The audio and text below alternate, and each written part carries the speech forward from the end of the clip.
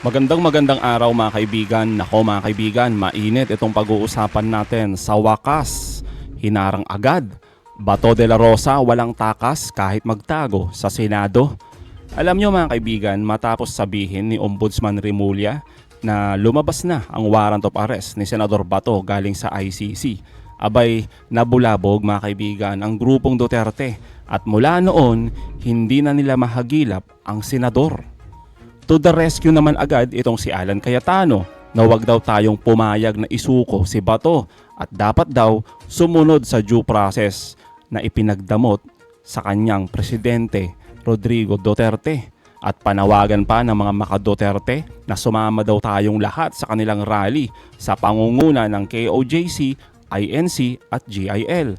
Kaya naman binira ang baho ni Alan Caldero at Bato de la Rosa. Nako, abangan nyo yan. Yan ang pag-uusapan natin. Pero bagong lahat, pakilike muna ating video, pakishare na din po at subscribe na po kayo sa ating channel. Unahin na muna natin ito mga kaibigan. Eto, marami kasi sa ating mga kababayan na nalito at nagalit sa pahayag ni Senate President Soto tungkol nga sa issue ni Bato mga kaibigan na hindi daw siya papayag na arestuhin si Bato kung nasa loob ito ng Senado. Kumbaga, nasa kalagitnaan ng sesyon. Pero pag nasa labas na si Bato, abay wala na siyang concern doon kahit pa kalib ka rin ng ICC. Wala daw siyang kinalaman na dyan o pake sa kung ano mang gagawin kay Bato. Napakaganda mga kaibigan. Ngayon, tuwang-tuwa itong mga maka-Duterte kasi daw pumapanig sa tama si Senator Soto. Kaya naman heto, nilinaw mga kaibigan ni Attorney Claire Castro na wala talagang takas si Bato kahit pa magtago sa Senado. Tapos abangan nyo din mamaya mga kaibigan yung isa pang abogado na talaga namang binira ang mga maka-Duterteng senador, lalong-lalo na itong si Alan Caldero Cayetano. Pwede siya arestuin Hindi siya pwedeng kalungin ng Senado kung ang crime niya, na kina-involve niya, crime against humanity, which is a heinous crime. So, ang penalty nun is imprisonment more than 6 years. Ang sinasabi kasi dito mga kaibigan ni Attorney Claire Castro, wala talagang takas itong si Bato kahit pa magtago sa Senado. Dahil nga 'di ba sinabi ni Senate President Soto na hindi siya papayag na arestuhin si Bato kung nasa Senado ito, 'di ba? Kung nasa kalagitnaan ng sesyon. Pero ipinapaalala dito ni Attorney Claire Castro na dapat sana ay maintindihan at malaman na din ni Soto ito na meron tayong Article 6 Legislative Department Section 11 na nagsasabi mga kaibigan na walang pribilehyo itong mga senador o congressman na sila ay kupkupin ng Senado o Kamara. So ibig sabihin mga kaibigan, hindi pwede itong kay Bato kasi nga yung parusa dito mga kaibigan, lalong-lalo na doon sa ICC ay mahigit pa sa 6 na taon.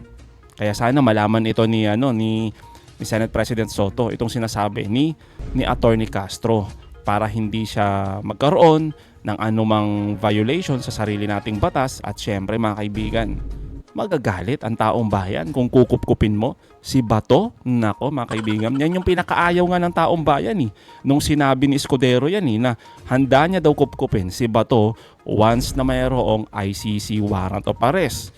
Kaya please lang, Senador Soto, wag na wag mong gagawin yan.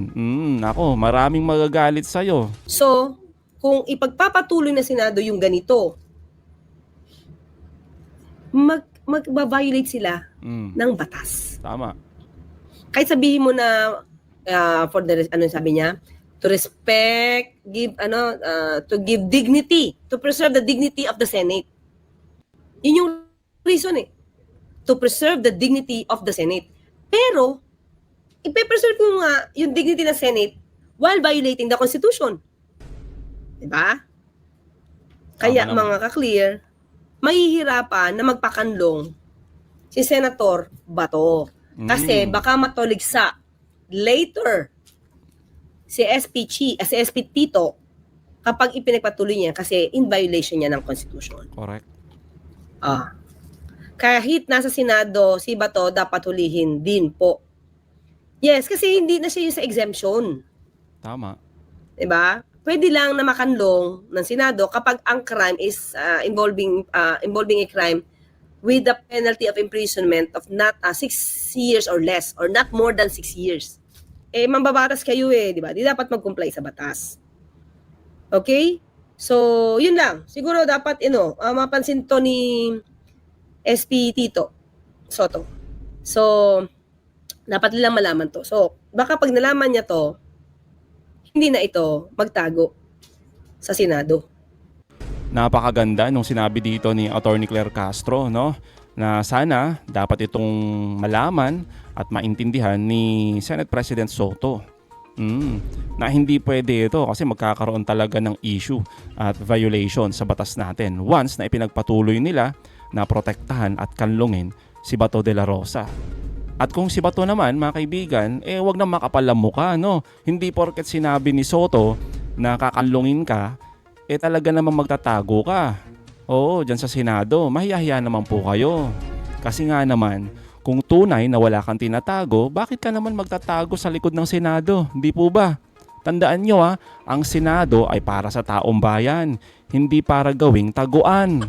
Oo, di ba nga ang tapang-tapang mo noon? Ang lakas mo pang maghamon sa ICC kasama ng mga makadoterteng senador. O bakit ngayon? Nangangamoy na may arrest warrant, bigla nagpapasaklolo sa gobyerno ni Marcos, sa Senado, o kay Senate President Soto. Huwag daw arestuhin ang ating Senador Bato. No. Pero nananawagan naman sila, mga kaibigan, na Marcos resign. Abay, sinong ginagago ninyo? O, di ba? Tulad na lamang, mga kaibigan, yung panawagan ngayon ni Caldero, ni Alan Cawatano. O eto, na wag daw hayaang arestuhin ang ating Senador Bato. Tapos, deserve daw natin ng equal treatment at due process. Diyan naniniwala ako dyan na dapat talaga may equal treatment at due process ang lahat. Pero teka lang, 'di ba? Nasaan ng due process nung panahon ng amo mo na si Digong? Sige nga ho. O 'di ba? Nasaan yung salitang due process pero hindi mo nga ginawa nung panahon ni Digong? Tapos sa impeachment ni Sara Duterte, yung due process binastos nyo lang? Di po ba? Kasama ng tropa mo, lalong-lalo na si Escudero. Kaya naman, mga kaibigan, binira ng isang matapang na abogado na si Attorney Dino De Leon itong mga palusot at paawa effect ng mga makaduterteng senador. Si Bato de la Rosa is a sitting senator. Pero ano ba sabi ni Bato de la Rosa, di ba? Go ahead! Make my day! Sabi niya, di ba? Why, politically speaking, why is it that we're stopping, why is it that this government will be stopping the ICC from making Bato de la Rosa's day? Ako, if we want to, di ba? We want to help Bato de la Rosa make his day, di ba? So para siguradong masaya siya, sabi niya, ang tapang-tapang niya nung nag-speech siya, sabi niya samahan pa raw ni Trillanes, ang dami raw kuda-kuda ni Trillanes. Galing niya kay Bato de la Rosa. So let's make his day and let's make sure that the arrest will happen forthwith. Total, hindi na naman si Chis Escudero ang Senate President. Hopefully, the Senate will also not protect Bato de la Rosa. Even if one of their own ito, kitang-kita naman na hindi ito groundless. Ang laki ng difference, di ba? Sila Laila de Lima nga, groundless. Pinayagan dati ng Senado na mangyari yon, di ba? Kitang-kita naman na political persecution. But in the case of Bato de la Rosa, it is not political persecution because it is not it is not just Filipinos who are saying na kailangan niya managot. It is the international community. It is the cold, impartial judges of the International Criminal Court, the most learned and trained international jurors in the world have validated that there is ground for the issuance of a warrant of arrest. No? So ayoko lang rin na sinasabi natin in relation to the West Philippine Sea na we have to uphold international law, we have to respect international law, tapos sarili nating institution, sarili nating presidential palace will stop that from happening, will actually not submit to the treaty that we signed, especially when we were still state parties. No? Malinaw na malinaw naman, kahit hindi na tayo state party ngayon, even the Supreme Court in Yes. Pangilinan versus Cayetano Tama. has acknowledged in a unanimous decision na meron pa ring jurisdiction ng ICC pagdating sa Pilipinas for crimes against humanity na nangyari nung panahon na tayo ay state party pa rin. So malinaw na malinaw rin yan, no? So para sa akin, hindi dapat pinapasa sa Supreme Court yung desisyon or sa ating judicial processes dahil merong obligation ang ating gobyerno. And let's remember that the President is the chief architect of foreign Tama. policy and duty-bound ang Pilipinas na i-implement ang international law in this jurisdiction. No? At lastly, kung ang sarili nating Supreme Court hindi paparesto si Bato de la Rosa, it actually affirms the jurisdiction of the ICC because it only goes to show that our own justice system does not even want the arrest of somebody who is one of the principal authors of the violent war on drug, the chief implementer actually. Bato de la Rosa, he was the one who signed the PNP memorandum on Tokhang. He was the one who actually implemented all the raids in the poorest areas of the Philippines. He was the one who was very proud of it as his legacy. At sinabi niya nga, go ahead, make my day. Diba? So napakalinaw sa akin na pagka sakasakaling even our own judiciary blocks this, it only goes to show that the Philippines is unwilling and unable to actually try the perpetrators and the main architects of the violent war on drugs, and thus, we actually absolutely need the ICC. Sige, welcome kayo sa rally, pero talaga, ang panawagan nyo lang, yung corruption sa under the Marcos administration, saan yung corruption na panawagan ninyo nung panahon ni Rodrigo Duterte na nagsimula ang mga diskayas nung panahon ni Rodrigo Duterte. Pinakamaraming flood control projects na implement panahon ni Rodrigo Duterte. So if you wanna be consistent in your call, empirically speaking, siguro naman manawagan kayo ng pag-iimbestiga sa Duterte administration. Hindi namin kayo pipigilan. Pero kung selective kayo, na Marcos administration lamang, panagutin ng Marcos administration sa lahat ng pagkukulang at korupsyon. Pero panagutin din ang Duterte administration sa lahat ng mga korupsyon. Tama naman, 'di ba mga kaibigan, yung sinasabi dito ni Attorney Dino De Leon, 'di ba? Huwag kayong selective. Nananawagan kayo ng panagutin itong mga korap na opisyal, pero sa panahon lang ni Pangulong Marcos, tapos si Marcos pa mismo yung gusto nyong mag-resign. Oo. Pero nung panahon ng mga korap na opisyal, mga politiko sa panahon ni Duterte, tahimik po kayo. Di po ba? Tapos ang gusto nyo pong ipalit agad-agad sa Pangulong Marcos, yung amo ninyo na si Sara Duterte. Kaya naman mga kaibigan, ang tawag dyan, double standard. Di po ba? Nakaka-insulto kasi mga kaibigan na marinig mula sa isang senador, Alan Cayetano, ang panawagan na due process. Lalong-lalo na daw para kay Bato de la Rosa. Samantalang nung panahon ng drug war ni Duterte, libo-libong Pilipino ang pinatay na walang habol, walang kaso, at higit sa lahat, walang due process. 'Di ba? Tapos tahimik siya habang pinapatay. 'di ba mga kaibigan? Noon yan noon. Tahimik siya na pinapatay ang mahirap sa ngalan ng disiplina, pero ngayon todo depensa kapag kaalyado nila ang hinahabol ng batas.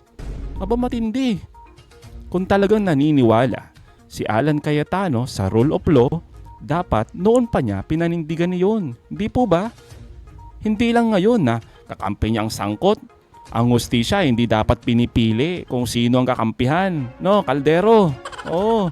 Kung may warrant ang ICC, hayaan nating gumalaw ang proseso. Hindi senado o politika ang dapat maging taguan ng sino man, kahit pa dating general o senador. Di po ba? Dapat pantay-pantay. Wala kang pinoproteksyonan. Lalong-lalo na pagkaalyado, ang bilis mo nakakagalit isipin kasi mga kaibigan, kapag mahirap, mabilis ang hustisya. Walang tanong, walang paliwanag. Pero kapag kaalyado at may koneksyon, biglang may due process at sovereignty na inilalabas at pinaniniwalaan. Matindi talaga. Ganyang klase mga kaibigan Yang ganyang sistema ang sumisira sa tiwala ng taong bayan. Talagang ginagago po tayo. At pinagloloko. Kung talagang gusto ni Cayetano ng due process, simulan niya sa mga biktima ng EJK. Di po ba? Yung mga batang napagkamalan, mga inang na ulila at mga pamilyang hanggang ngayon ay hindi nabigyan ng katarungan. Huwag siyang pumili ng panahon o tao kung kailan lang siya magiging makatao. Ang hustisya po ay hindi dapat pansariling convenience po ninyo.